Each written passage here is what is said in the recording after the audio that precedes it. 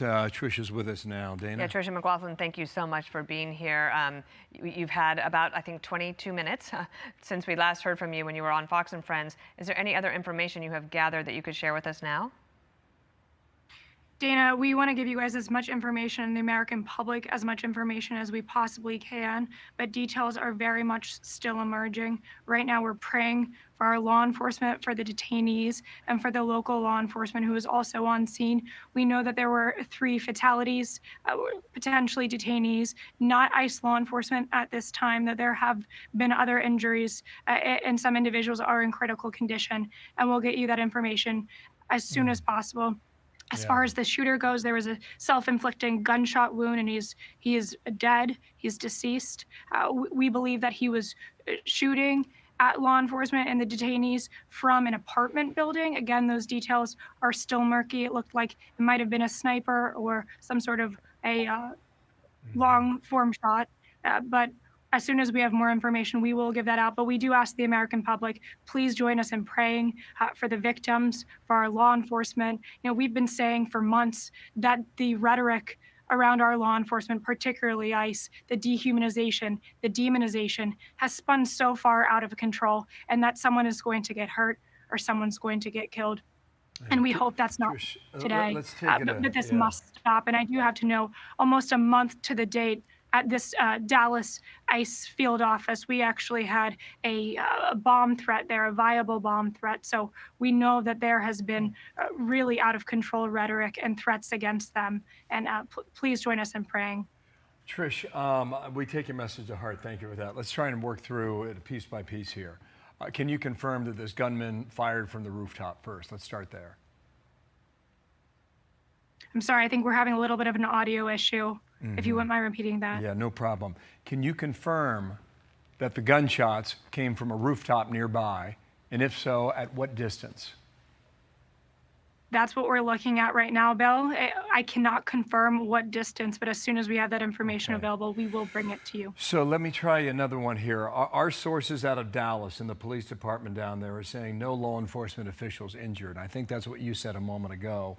3 shot, 2 dead. The victims were being led into the building to be processed, to be repatriated. I would assume that is people that ICE has picked up either on the streets of Dallas or somewhere in the state of Texas. We know our ICE law enforcement was not injured, but we're not sure about local security and other local law enforcement. That looks like there may have potentially been injuries there, but I can confirm that it looks like the detainees were among the victims. Awkward question. How do you determine who was the target of these bullets? Was it the ICE agents or the detainees? Either way, it's monstrous, but I think that this is something that Homeland Security Investigations is going to be looking at, as well as our partner law enforcement. We're going to get to the answers for the American people as soon as we can. Tricia, one question about people who would be being led into this facility at this time of the morning.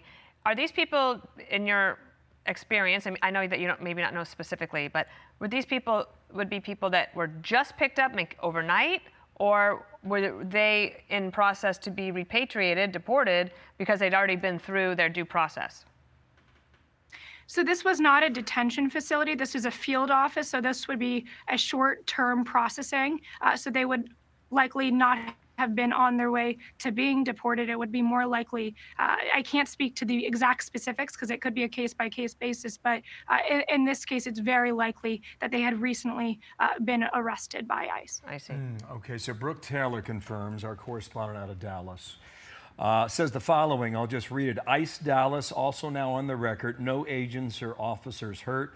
The shooter shot detainees on way. Our crew, rather, is en route to the scene there. Trish, when you talk about a field office, what happens there? There's processing that happens there. Of course, this is where our brave men and women of ICE work. But again, I do remind viewers that it was just a month ago to the date that there was a viable bomb threat here. So this location, it looks like it's been targeted, and we don't know how long this individual has been planning this act. It looks like he could have been watching to look at the processing and see what happens on a day-to-day basis at this Dallas field office. But this is all answers that Homeland Security investigation is going to get down to the bottom of. Could we zoom out, Tricia, and tell me a little bit what you know about the possible bomb threats or threats across the country, where you're seeing them the most? We mentioned a few places: Massachusetts, Los Angeles, Chicago.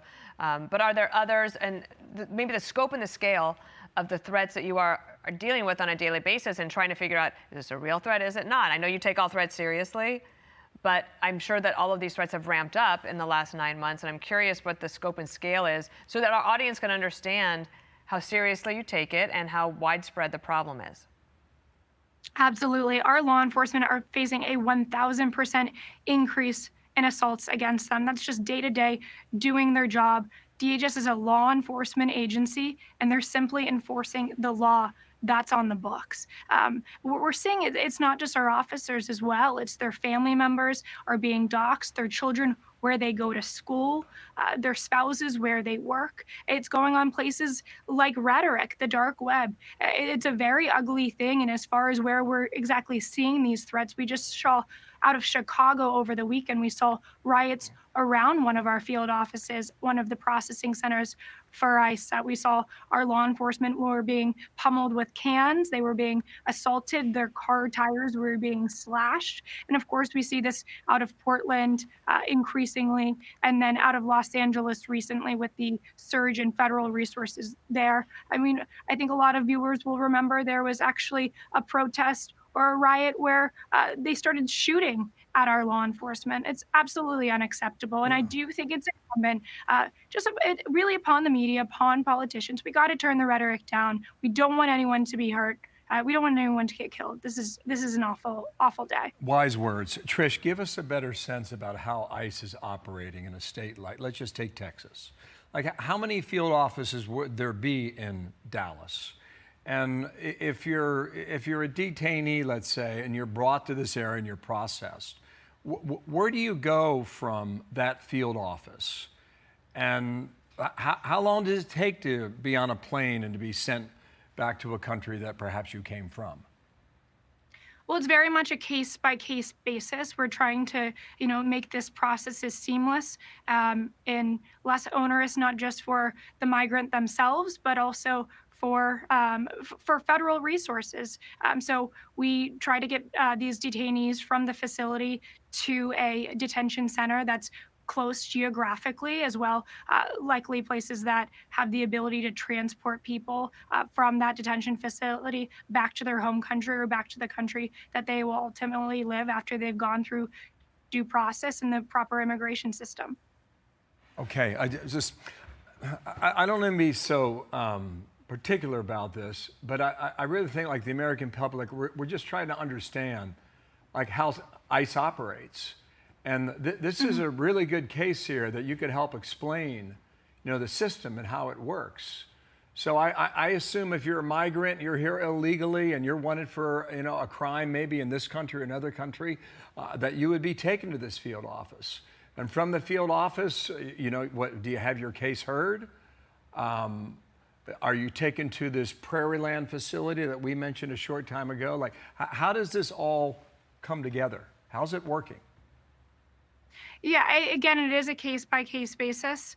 So some of them will be there for average is about 72 hours, but it could certainly be longer.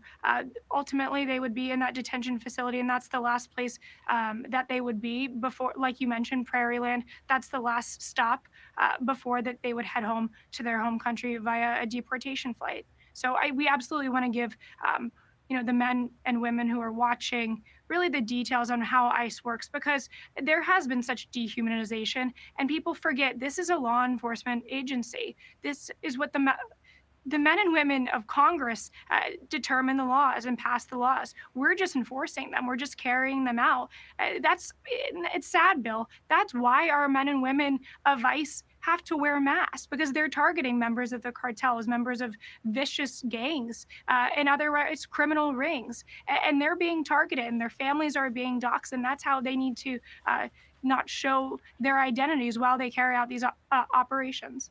That actually leads me to something I was asking Bill about, but I'll throw out to you because we're just trying to figure all of this out. For somebody like one of these detainees that's going into a facility, would it be known that they're going to be there at that time?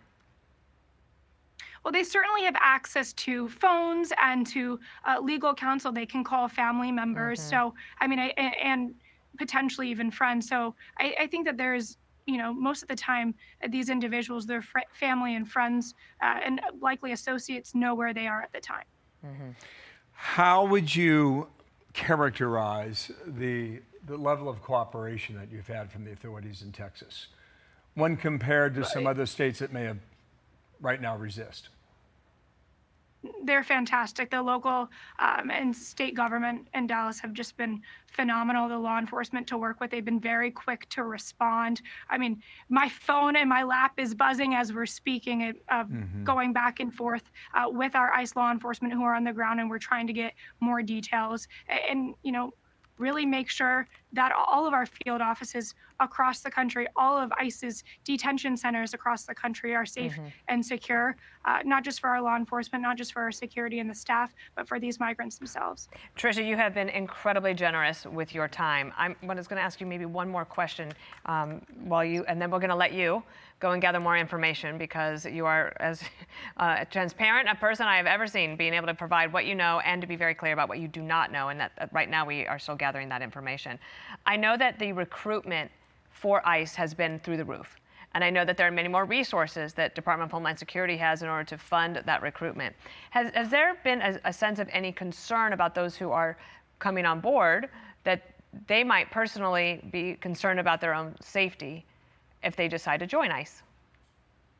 Well, of course, I think we have been pretty clear that it is a dangerous job. These men and women really are patriots when they get up every single day to take on the worst of the worst criminal illegal aliens. But Americans are answering the call, and they know what the president's mandate is and what the American people's mandate is to get really vicious criminal illegal aliens out of our country. Dana, just in the last 250 days, we've arrested more than 600 known or suspected terrorists, around 3,000 members of Tren de Aragua out of the interior of our country.